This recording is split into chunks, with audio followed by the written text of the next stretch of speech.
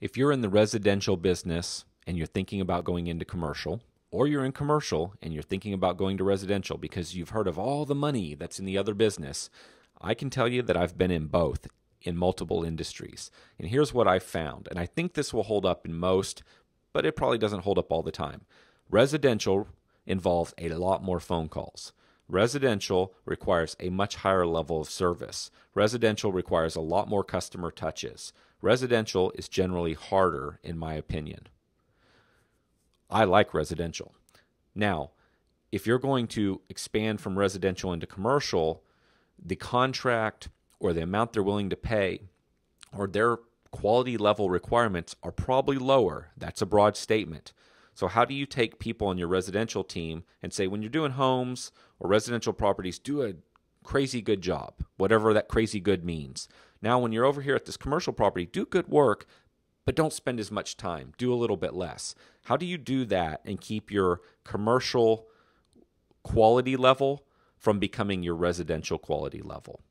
Or if you're in commercial and you want to go to residential, you generally can't take your commercial quality level, your commercial customer follow-up level, and again, broad statements here, and be successful in residential. Residential will drive you out of your mind. There's too many transactions, too many moving parts. It'll drive you crazy. So before you go from commercial to residential, be aware it's a totally different game.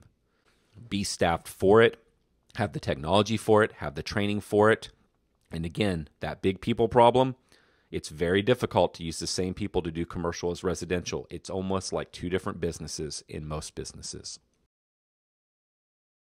I've got a book recommendation for you. The book is The Fish That Ate the Well, The Life and Times of America's Banana King. I highly recommend this book.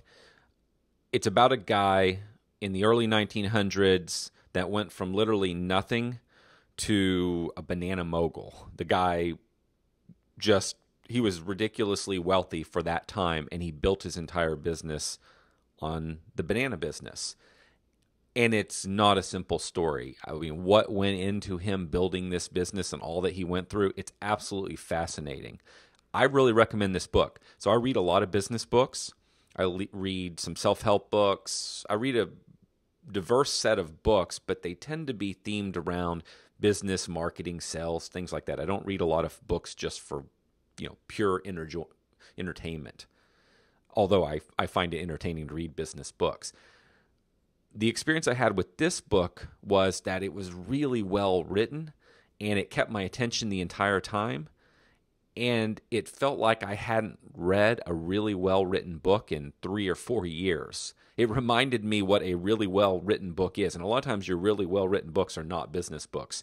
They're the books you would read for entertainment. So 2 things about this. It's a great story. It's a true story. It's sort of like reading a biography in a sense, but it's just really well done. So if you're into reading and you like business books, I think you'll find this entertaining. Quite a number of companies that do not accept American Express because American Express does charge higher fees. And so they don't take American Express. And I understand. I think that's a mistake. I would highly recommend that you do take American Express. I'd set up an account with American Express. So if you accept credit cards, take American Express. But an option is, and it's really important to have American Express when you serve the commercial market. Now, if you're really concerned about this, one thing you could do is on the phone when your team is speaking with a client or when you're in person, just say, would you like to pay with Visa or MasterCard? And so you're immediately implying that it's one of the 2 choices. You might not even promote that you take American Express. However, when asked or pushed for it, you'll have the ability to take it. So don't promote it, have it, and then accept it when you need to. If you don't just make it available and say, we take American Express, then you won't have to worry about as many people just automatically using their American Express. For example, I use my American Express for everything, but if they don't have an American Express or they don't take it, then I have a Visa card as well. Everybody has a backup card, I would imagine. So I'd recommend, number 1, accepting American Express, and then if you're really worried about the fees, just don't promote it, don't ask for it, maybe change the language you use internally in your business to get the MasterCard or Visa, but then happily accept it when that's all that they have, or if they're a business, because most businesses, want to use American Express, and it puts you at a deficit compared to your competitors, or it's not fantastic customer service when you don't accept it. To get started in business, the absolute easiest way to do it is to just start. And I know that sounds silly, but let me explain. When you think about building a company, you think, I've got to find customers, I've got to set up an LLC, I need to get a bank account, I've got to buy equipment, I've got to buy a truck. You imagine all the stuff that's going into your business. Also, when you're starting a company, you're picturing what that business is going to look like in a year or 2 years when it's operating and running. But none of that matters now. Most guys that dream of starting a business and tell everybody they're going to start a business and buy info products and starting a business never get started because they're thinking about it all wrong. They're trying to do too many things. All you need to do is make $1,000. That's all you got to do. You provide one service and make $1,000. It doesn't even need to be a recurring $1,000. On a side note, there's all these businesses that you might think of. Like, for example, maybe you want to be in the lawn care business, or maybe you want to be in the cleaning business. And then as soon as you do $1,000 worth of work or $5,000 worth of work, you realize this business sucks. I don't like this. I couldn't imagine doing this all the time. Well, the best time to figure that out is right now before you buy equipment, buy trucks, get licensed, all that other stuff. So just focus on making $1,000. Block everything else out of your mind. Don't worry about anything else. You just want to make $1,000. Then after you make your first $1,000, then your next goal is to make $1,000 of recurring money each month. Just set your business up so each month you have enough work coming in if you do nothing else that you'll make $1,000. And it's that simple. You don't think about anything else. You don't buy any equipment that you don't absolutely have to provide that one service that will make you $1,000 a month. If you keep it that simple, it's not nearly as intimidating. Your odds of being successful because you actually get started will go up tenfold.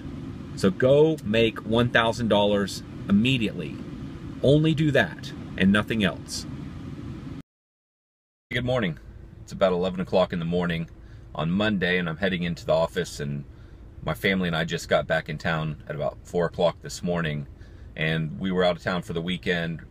Surprise event. My aunt had passed away, completely unexpected. Never would have guessed. And so we just got back in town, and it got me thinking. I was talking to one of my cousins over the weekend, and it got me thinking about wills. So I, for a very, very, very long time, put off doing my will. Even after I'd accumulated a fair amount of assets and I had kids, I still would put it off. And I had it on my to-do list, but I just kept getting bumped and bumped because I knew that I needed to go to a lawyer and I needed to get this thing done. And this is my suggestion for you. If you're in a situation where you're like me, you're crazy busy and you've delayed for many years, and you said, I'm going to do a will, we're going to get a will done, or we're going to redo our will, it's been so long, and you keep putting it off because you know that it's a lot of effort to go find a lawyer and then deal with the lawyer on it. What I ended up doing, because I had put it off so long, it dawned on me, let me just take a first easy step. And so I did this quite some time ago, and I just went and I did it on, you can go to nolo.com, you can go to some different websites. And I just went and did it online. And I recommend that you just do that, just as a first step. I'm not saying that's the only thing you should do. I'm not saying you shouldn't use a lawyer. In fact, if you have a lot of assets, if you own a couple businesses or your business is complicated, if you have a number of key man life insurance policies, if you have quite a few different things like that, you really want to, and you have kids, you might want to consider a lawyer.